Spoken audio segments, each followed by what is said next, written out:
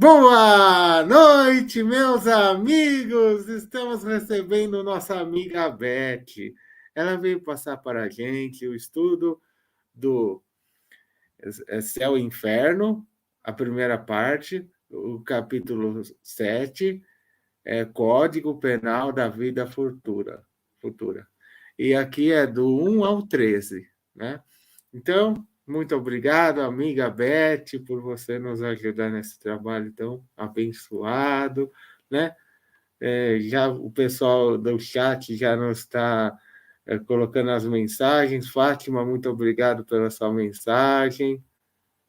Gratidão. E eu peço para a Beth, por gentileza, fazer a prece para iniciar no final a prece, a vibração e a prece. Gratidão. Bom, de 30 a 60 minutos, né? É com você.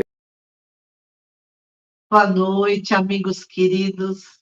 Uma alegria imensa estar aqui, comentando, né, sobre esse livro tão fantástico. Vale muito a pena ler O Céu e o Inferno, foi escrito por Allan Kardec. E, então, em primeiro lugar, elevemos o nosso pensamento a Deus que está em toda parte, está no céu, está ao nosso redor, está dentro de nós. Levemos o nosso pensamento a Jesus, nosso grande mestre amigo, nosso pastor. Levemos o pensamento aos mentores do SEAC e aos nossos mentores, que estejam conosco, nos amparando, nos inspirando, que assim seja. Código Penal da Vida Futura. Código Penal é um conjunto de normas que estabelece os tipos de penas aplicáveis às diversas infrações. E o Allan Kardec comenta nesse livro, né, O Céu e o Inferno, que essas leis que ele aqui aponta, que são as leis que regem a nossa vida futura, não foram formuladas por uma autoridade ou por um ser humano, né? Não foi uma pessoa que trouxe para ele, né, esses apontamentos. Mas ele, observando os fatos, estudando as mensagens dos espíritos que trouxeram comunicação a diversos médiuns de várias partes do mundo, ele reuniu todo esse material, né, vendo casos particulares de espíritos que foram para o plano espiritual e estão sofrendo porque viveram de uma vida desregrada, espíritos que foram para um lugar de muita felicidade porque viveram conforme as leis de Deus. Então, observando esses casos particulares, o Allan Kardec escreveu aqui leis gerais. Então, ele foi do particular, né? Esses casos particulares, esses relatos dos espíritos que já desencarnaram, para essas leis gerais. Então, que constituem o Código Penal da Vida Futura. Aqui nessa parte do livro, Allan Kardec enumera 33 itens do Código Penal da Vida Futura. Mas aqui, hoje, nós só iremos abordar os 13 primeiros itens, né, conforme falou o Rodrigo. Então, a gente vai falar de cada um, sucintamente. O primeiro código. O espírito sofre, na vida espiritual, as consequências de todas as suas imperfeições morais, né? Então, imperfeições morais, orgulho, egoísmo, inveja, maledicência, né? Tem tanta imperfeição moral ainda dentro de nós. E escreve Kardec, a sua felicidade, né, no plano espiritual, é proporcional ao seu grau evolutivo, do quanto já se libertou de suas imperfeições. O segundo código moral, né?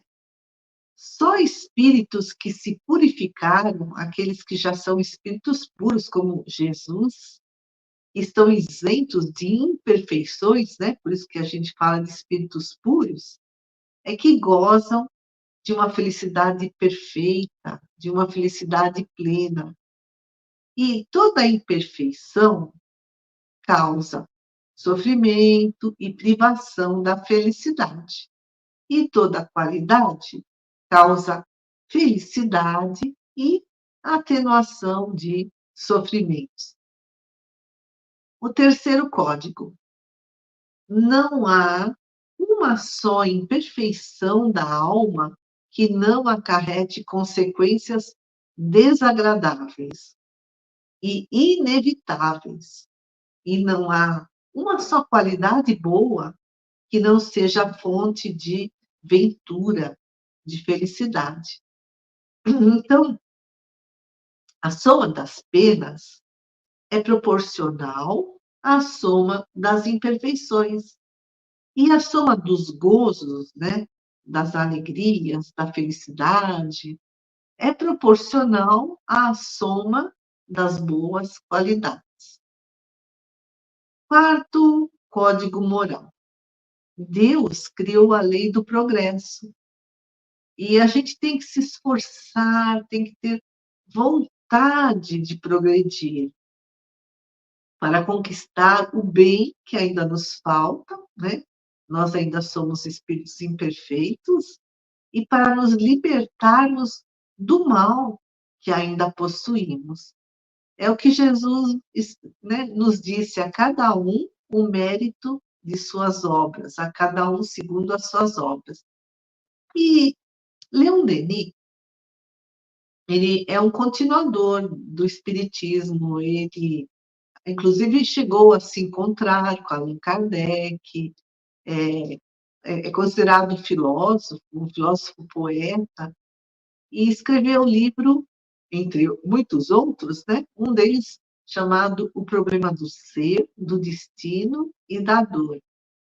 E o Leon Denis diz, olha que bacana, que a vontade é um princípio superior. A vontade é o motor da existência, é que nos faz seguir adiante, né? Conquistar metas, realizações, projetos. A vontade é uma força poderosa que existe em todos nós e que, graças a ela, é que nós conseguimos desabrochar as nossas potencialidades, as virtudes que estão dentro de nós, as habilidades, os talentos. Quinto código moral, lá no livro Céu e Inferno: o sofrimento é inerente à perfeição e a felicidade é inerente à perfeição. A alma leva em si mesma o próprio castigo, onde quer que se encontre. Então, o inferno está em toda parte onde haja almas sofredoras. Existe inferno, inclusive aqui na Terra, né? Onde há brigas, onde há guerras, e existe também o inferno no plano espiritual. Não esse inferno, como o próprio o livro Céu e Inferno, nos capítulos anteriores, né, esclarece, não esse inferno de um lugar circunscrito, onde tem um dirigente chamado Satanás, né, que é Lúcifer, o anjo decaído, não. O inferno está dentro de o inferno ou o céu estão dentro de cada um de nós. O céu também está em toda parte onde haja alma, almas felizes. Então, céu e inferno estão dentro de nós. Como Jesus nos disse que o reino de Deus, ou seja, o rei, que é o céu, né? O céu de alegrias está dentro de cada um. O sexto código moral o bem e o mal praticado, né, depende das boas ou más qualidades que possuímos. A gente tem más qualidades, né? Essas imperfeições morais, a gente vai praticar o mal. A gente tem boas qualidades, virtudes, bondade, paciência, a gente vai praticar o bem. E, olha só, tem mais uma questão muito importante. Não fazer o bem que se pode fazer também é prova de imperfeição. O espírito sofre por todo o mal que praticou, né? Mas também por todo o bem que podia fazer e não fez. Sétimo, nós vamos falar de 13 só hoje, são 33 no total. Sétimo, o espírito sofre segundo o que fez sofrer, né? O mal que ele causou ao outro, o prejuízo, é a lei de ação e reação, ou lei de causa e efeito, né? Quando o espírito faz o outro sofrer, mais cedo ou mais tarde, ele acaba, né, desenvolvendo a culpa, e tem a função de fazê-lo compreender melhor os inconvenientes dos seus erros para poder se corrigir. Só que a gente não pode estacionar na culpa, né? A culpa é aquele avizinho. Toim, puxa vida, fiz coisa errada, prejudiquei alguém. Então, é partir para a reparação, não estacionar na culpa. O autor Richard Simonetti, nesse livro aqui, A Força das Ideias, ele fala sobre o karma, num dos capítulos, de uma forma muito didática, muito esclarecedora. Ele pergunta: qual a diferença entre a lei de causa e efeito, a lei de ação e reação e a lei do karma? A lei de causa e efeito e a lei de ação e reação são expressões sinônimas. Toda ação tem um efeito correspondente. E o karma faz parte da filosofia hindu e é uma transferência da lei de ação e reação para o campo moral. Os problemas kármicos, né, são decorrentes das ações do passado, daquelas ações desviadas das leis de Deus. E a gente pode se perguntar, como muitos acreditam, o karma é um castigo de Deus? Não. Richard Simonetti explica assim com muita propriedade. Não, o karma não é um castigo de Deus, porque Deus não castiga os seus filhos, apenas os disciplina. Aliás, essa é a função das leis divinas, né? Nos disciplinar, Deus disciplinando seus filhos. Então, Deus não castiga, mas avisa, né? Quando surge os problemas, o sofrimento, os desajustes, as doenças, estão avisando que não estamos respeitando as leis de Deus. E o mecanismo de causa e efeito funciona na intimidade da nossa própria consciência. Nós é que nos julgamos, então não é Deus que castiga, ele criou suas leis.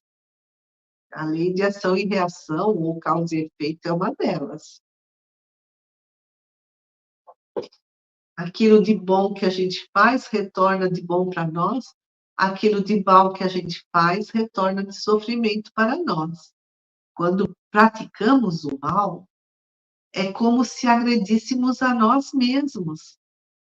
Então, por exemplo, o indivíduo comete um crime, aí ele vai lá para o plano espiritual para passar por estágios depuradores, que são regiões sombrias do plano espiritual. O próprio André Luiz relata no livro Nosso Lar que, após o seu desencarne, ele passou 8 anos no umbral, por conta de ter vivido uma vida assim de excessos, de vícios, de desregramentos. e de falta de religiosidade. E aí, então, o indivíduo comete um crime, vai para essas regiões depuradoras do plano espiritual para poder habilitar-se a uma nova encarnação. E aí ele reencarna e traz consigo os problemas kármicos. Podem ser desajustes físicos, mentais, pode ser que ele nasça numa vida cujas condições sociais são muito precárias, e com isso o espírito resgata parcialmente os seus débitos. Olha só, parcialmente, escreve Simonetti. Mas o seu compromisso maior é a reharmonização com aquele que ele prejudicou. E por isso que muitas vezes eles vêm juntos numa próxima encarnação. E a aplicação da lei de causa e efeito não é igual para todo mundo.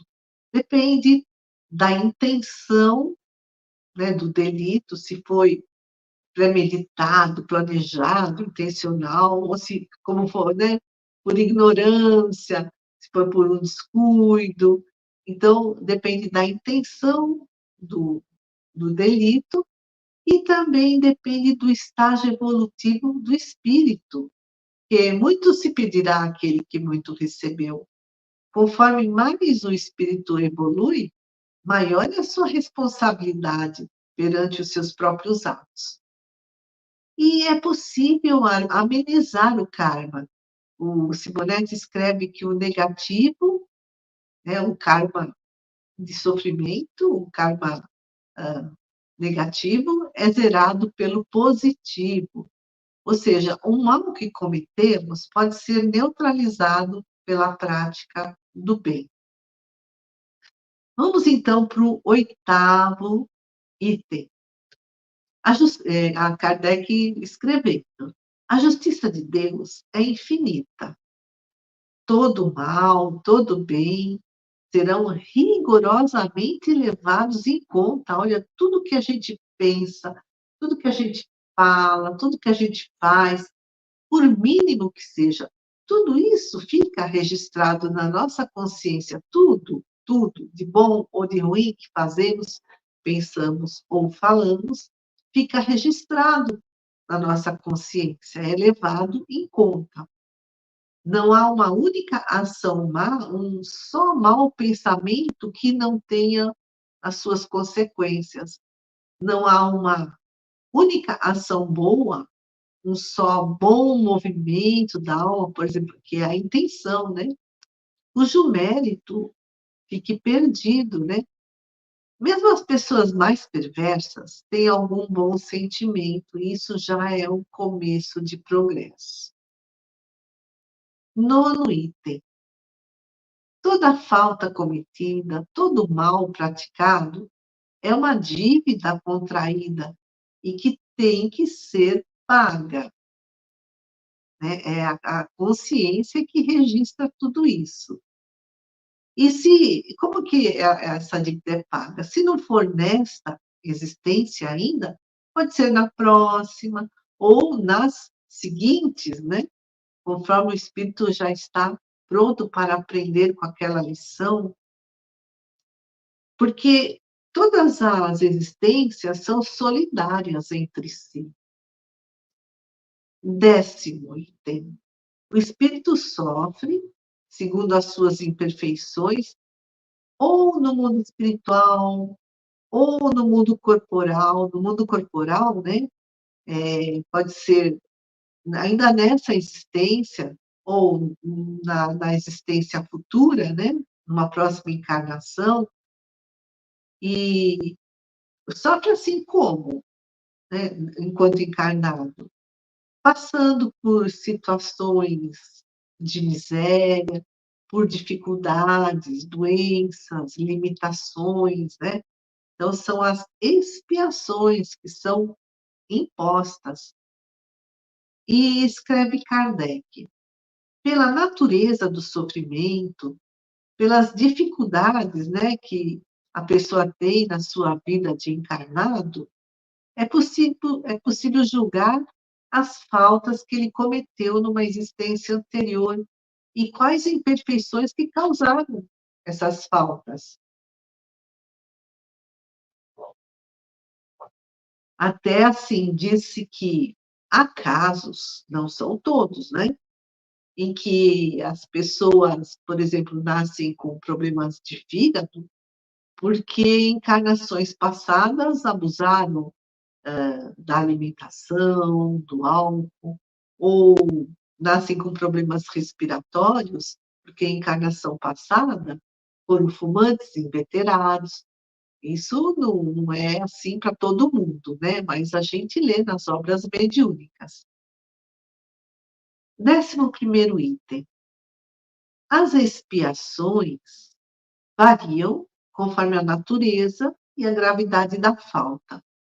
Então, prova é uma teste, a pessoa passar por uma dificuldade que ela escolheu para poder testar-se, avaliar-se, treinar-se, né, adquirir qualidades. Agora, expiação não.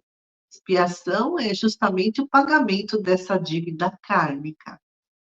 E aí o Kardec escreve que essas expiações, né, que são impostas, variam conforme a natureza da falta cometida, ou conforme a gravidade também da falta cometida. E a mesma falta pode provocar expiações diferentes. Então, a mesma falta, um crime, né, um matou o outro, né? Várias pessoas que cometeram crimes, é a mesma falta, mas as expiações poderão ser diferentes segundo circunstâncias atenuantes ou agravantes, né, nas quais essa falta foi cometida. Isso acontece também na justiça humana, né? Existem penas diferentes se o crime é doloso ou se o crime é doloso quando houve intenção, né, de cometer o crime, ou se o crime é culposo, né, então não houve intenção. Tem até um relato, por exemplo, para a gente ter uma ideia de uma circunstância atenuante, de um tarefeiro de um centro espírita. Ele tinha um problema de pele que não sarava, nem com tratamento médico e tratamento espiritual. E um dia os mentores lhe disseram que ele havia sido inquisidor da Igreja Católica lá na Idade Média, e tinha mandado muita gente para a fogueira. E aí ele reencarnaria, né, desta vez, com a doença do fogo selvagem, que é uma doença terrível, né? A pessoa não consegue nem usar roupa, né? Não tem nem uma vida normal. Mas essa pessoa era um tarefeiro do centro espírita, vivia fazendo bem, e aí a sua pena foi atenuada, né? Ele, em vez de vir com a doença do fogo selvagem, ele tinha um leve problema de pele que não o impedia de levar uma vida normal.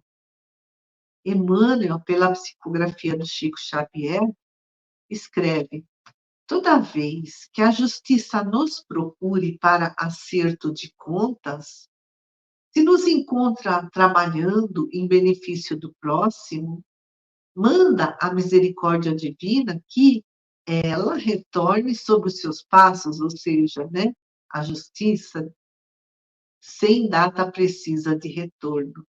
Ou seja, vem aqui a cobrança, né, da nossa dívida, e a justiça nos encontra trabalhando no bem, ela vai embora, deixa ele trabalhar, né? Cobraremos numa outra data, ou quem sabe nem precisará mais ser cobrada, né?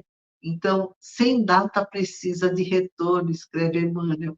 É o que Jesus nos ensinou. O amor cobre a multidão de pecados. Vamos para o 12º item. Quanto à natureza da falta, quanto do castigo, né, da pena. Aqui, Kardec fala castigo, né, porque não tem, assim, muitas palavras para definir as situações, né? A nossa linguagem ainda é muito pobre, mas esse castigo não é de Deus, como a gente viu, né?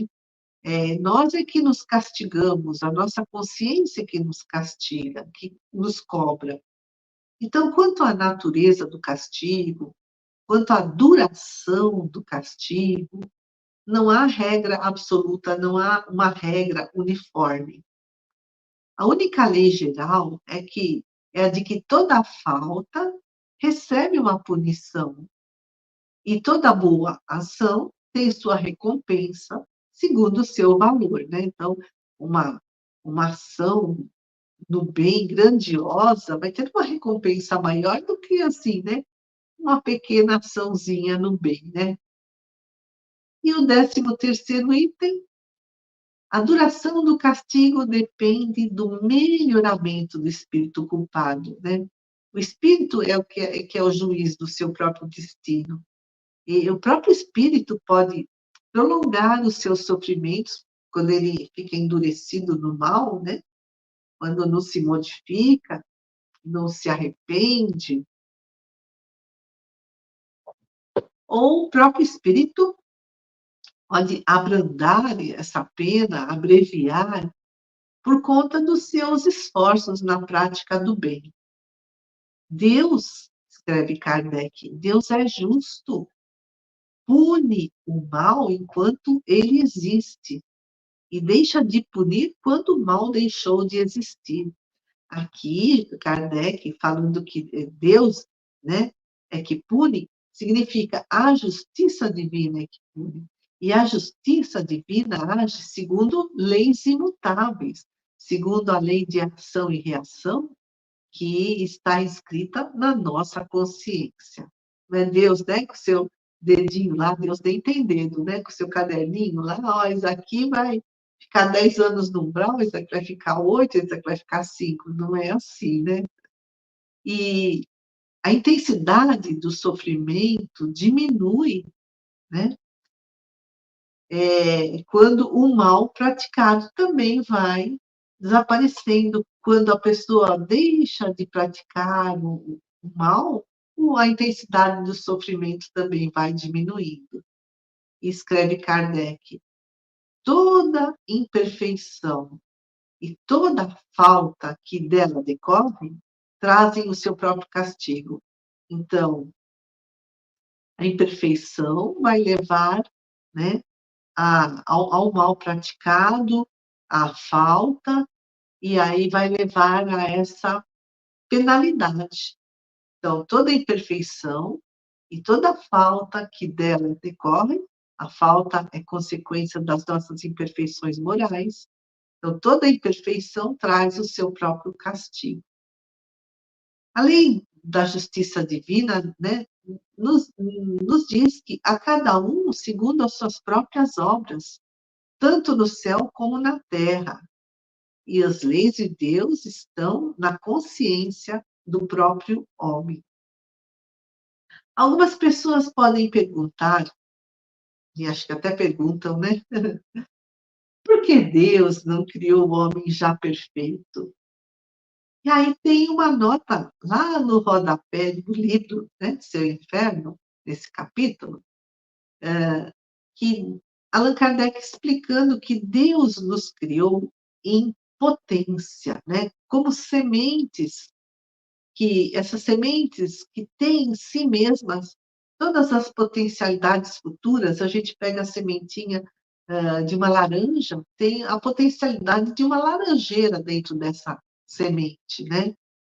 E por isso, como temos essas potências dentro de nós, Allan Kardec fala, Deus criou-nos perfeitos nesse sentido, em potência.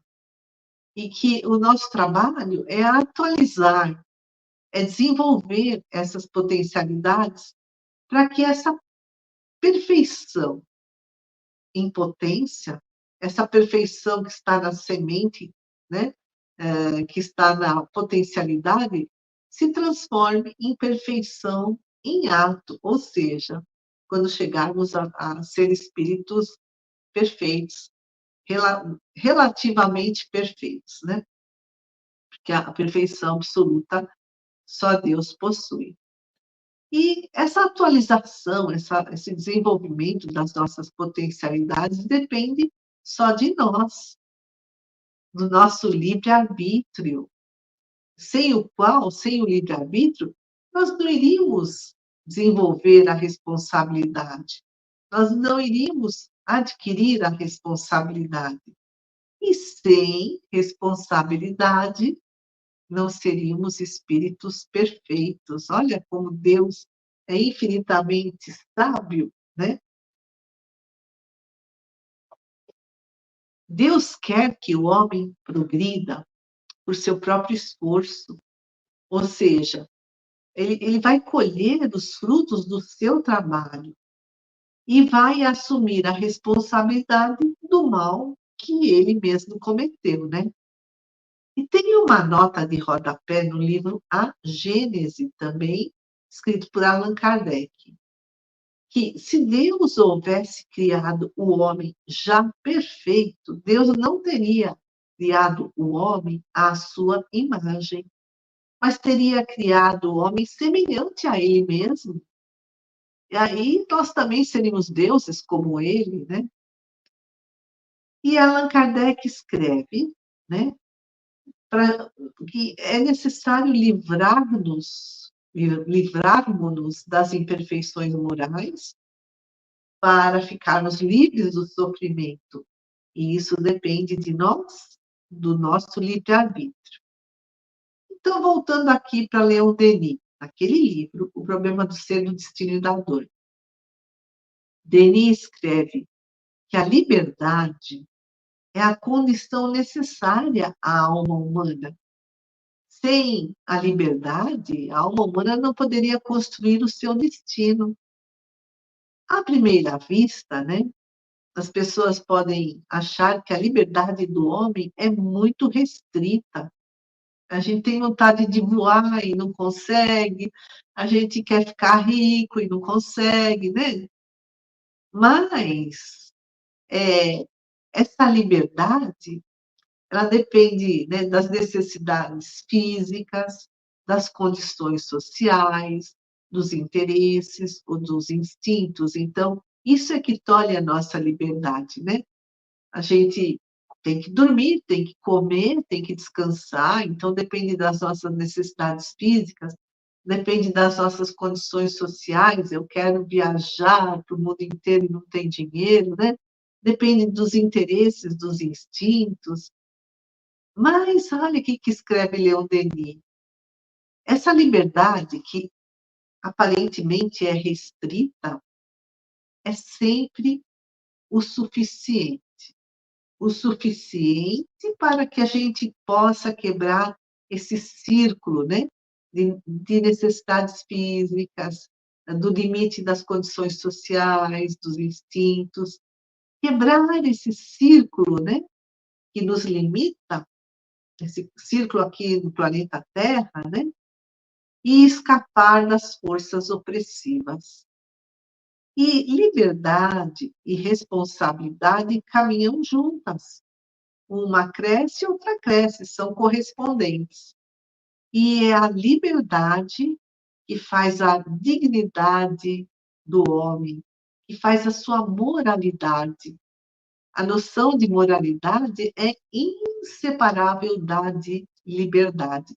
Ou seja, o homem que é livre, né, o que ele faz da sua moralidade? Ele age com ética? E o progresso é uma extensão do livre-arbítrio, do nosso livre-arbítrio, tanto do nosso individualmente, quanto do livre-arbítrio da coletividade. E o objetivo, né, da luta entre o espírito e a matéria é justamente libertar o espírito cada vez mais do jugo dessas forças cegas, né, que constrangem, né, por exemplo, as limitações materiais, né, as limitações sociais, né? E inteligência e vontade se desenvolve, até que, pouco a pouco, vai predominar sobre aquilo que a gente acha que é fatalidade. E o livre-arbítrio é esse desabrochar da personalidade, da consciência. Mas para ser livre, é preciso querer ser livre, é preciso esforçar-se para isso. Como? Libertando-se da ignorância, das baixas paixões, né? Substituindo o império das sensações, dos instintos, pela razão. Isso é educação do espírito. Então, é o tal, né? Eu quero, mas não devo, né? É a libertação física pela limitação dos apetites, então não cair nos excessos, que são vícios. É a libertação do intelecto pela conquista da verdade, a busca do conhecimento, né? E tanto do mundo como de si mesmo. E é a libertação moral pela procura da virtude, né? Porque quanto mais virtude, menos sofrimento. Está aí a obra dos séculos, escreve Leon Denis. A gente se libertar da ignorância, das baixas paixões, das sensações e dos instintos, substituindo pela razão, dos excessos de todo tipo, se libertar, né, dos vícios, buscar o conhecimento e desenvolver virtudes. Está aí a obra dos séculos e séculos e séculos que já vivemos. Essa é a nossa tarefa individual, nosso objetivo espiritual. E o ser, né, o ser humano, só será verdadeiramente maduro para a liberdade se essas leis universais, que são exteriores, né, a gente vê as leis que regem o universo, se tornarem interiores, né, e conscientes da nossa consciência, quer dizer, conscientes, escreve Denis, interiorizar as leis de Deus. Elas já estão aqui na nossa consciência, mas elas precisam aflorar, vir à tona. Precisamos conhecê-las, as leis divinas. E aí, escreve Denis, quando chegar esse momento, né, de interiorização das leis divinas, de conscientização das leis divinas, de prática das leis divinas, o homem irá possuir a si mesmo, irá dominar a si mesmo, irá governar a si mesmo. E aí não haverá mais necessidade de uma autoridade de fora, né? Tudo o que se eleva para a luz, escreve ele, se eleva para a liberdade. Tudo que se eleva para a luz, quanto mais nós evoluímos, mais conquistaremos a nossa liberdade. A nossa liberdade vai se ampliando. E Allan Kardec, né, explicou que o sofrimento tem por causa, a causa do sofrimento são as nossas imperfeições morais. Eu vou falar um pouquinho da função da dor, para que serve a dor. E aqui a gente traz um outro filósofo, Pietro Baldi, que escreveu A Grande Síntese, fantástico esse livro. Ele diz, o Baldi, que a dor é uma força que o homem deveria compreender. Mas o que acontece? Quando a dor surge, diante da dor, o homem se revolta. E aí surge um vazio espiritual, surge a falta de coragem, e o homem não sabe sofrer. Tem até, né, um artigo lá no Evangelho segundo o Espiritismo, o bem sofrer e o mal sofrer. Chega a dor, o que a gente faz? A gente se revolta, desanima, isso é o mal sofrer. A gente procura entender que aviso ela está nos dando, onde precisamos nos modificar, isso é o bem sofrer. E o Balde escreve que a ciência não compreendeu a função da dor. A função da dor é restabelecer o equilíbrio, né, a ordem. A dor é um excitante, diz ele, de atividades da consciência, né? Então, a gente está sofrendo e a gente quer descobrir o porquê e procura uma saída. No entanto, a ciência desencadeou uma guerra contra a dor. Mas, escreve o Balde, a dor não se intimida.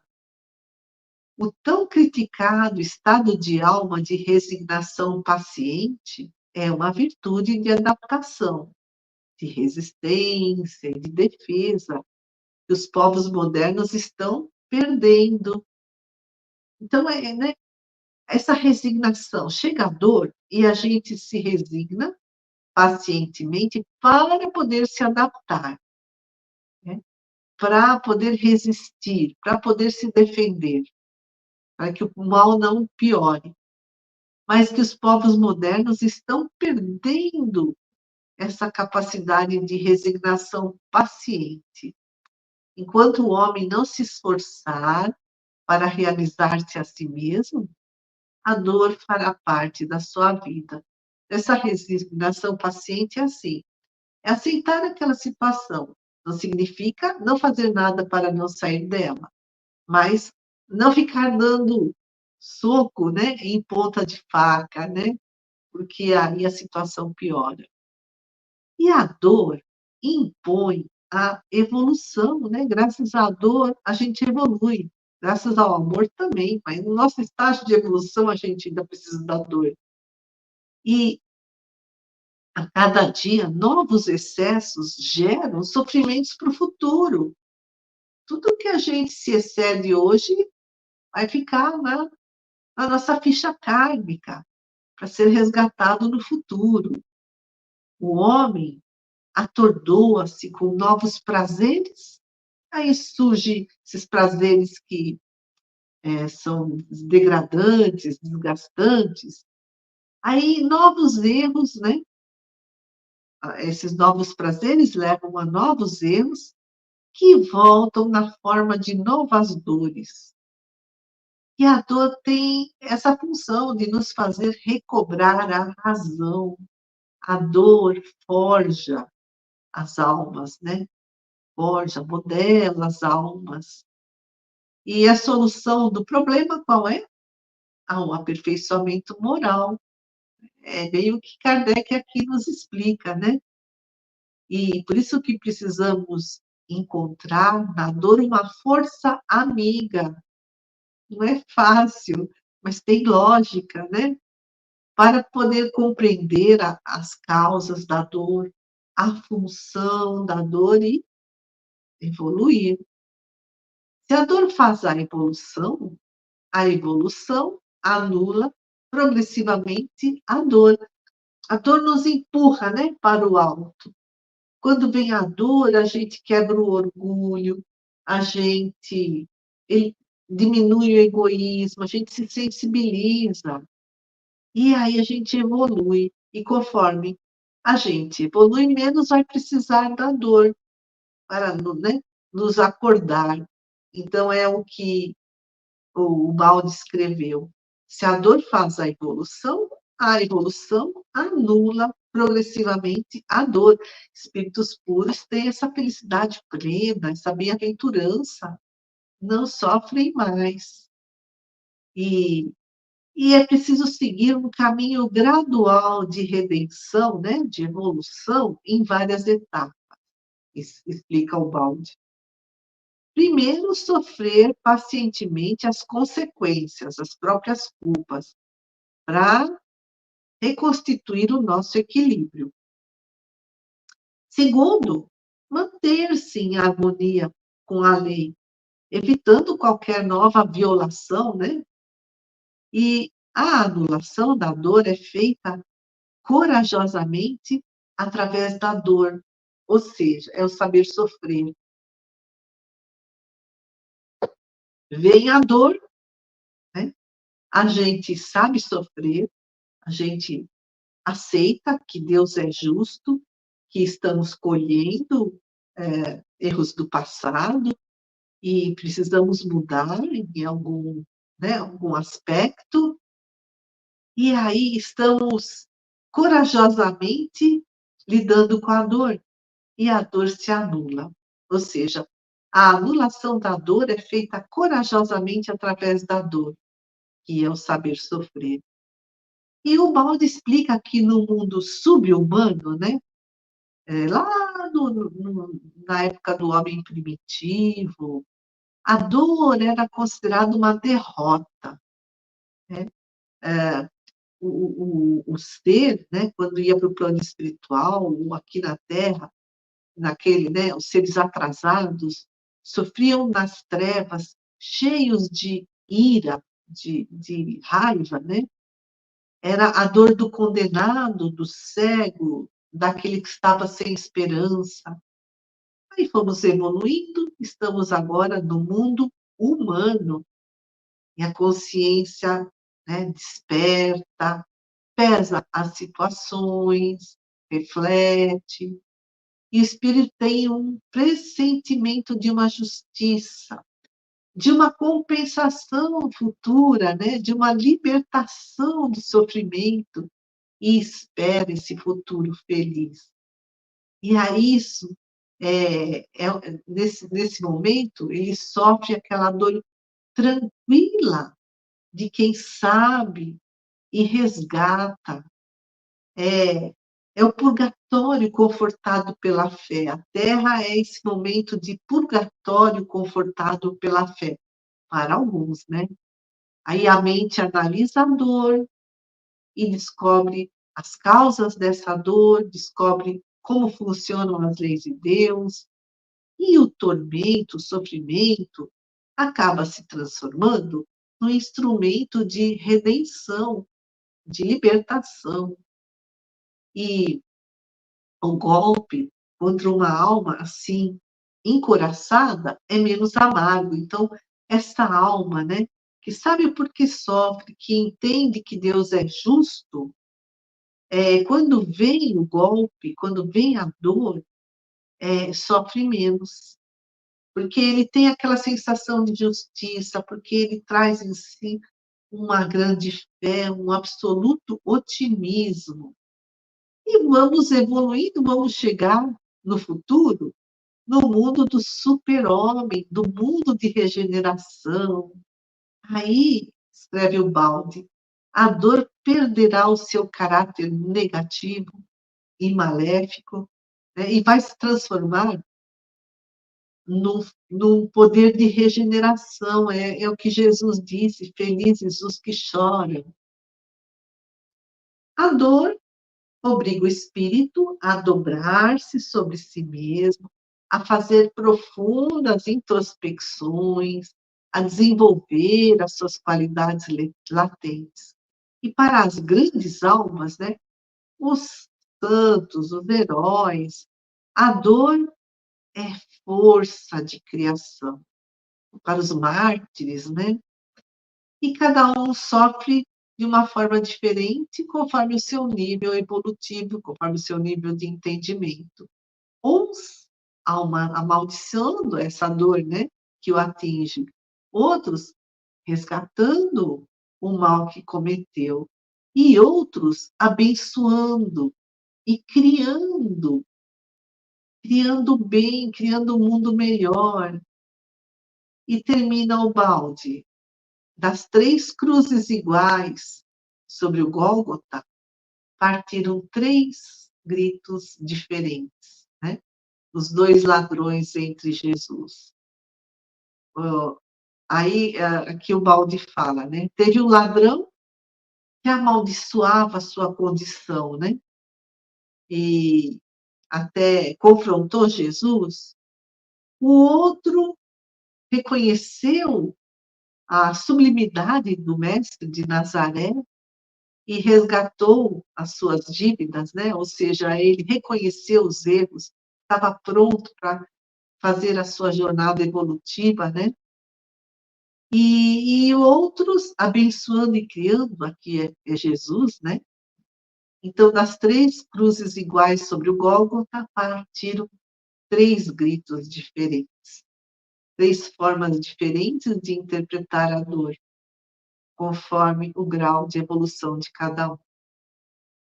Então, amigos queridos, façamos uma vibração ao mundo todo, por todos aqueles que sofrem, por aqueles que sofrem ainda na revolta, amaldiçoando a Deus, ao mundo, ao próximo.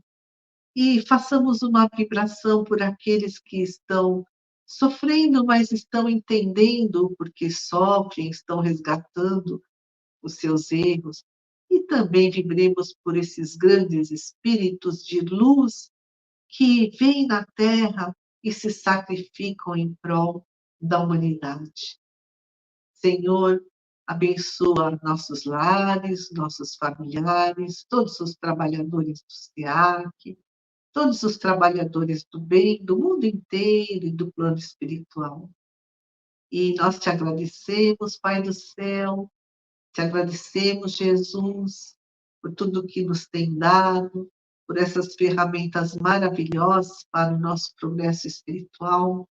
Nós ainda somos tão pequenininhos, não compreendemos muitas vezes o porquê estamos sofrendo, mas pedimos, Senhor, tem paciência conosco, tem misericórdia para conosco, e que os bons espíritos estejam sempre nos amparando, nos inspirando, para que possamos aprender a bem sofrer. Que assim seja. Amigos queridos, agradeço muito a companhia de todos e uma boa noite.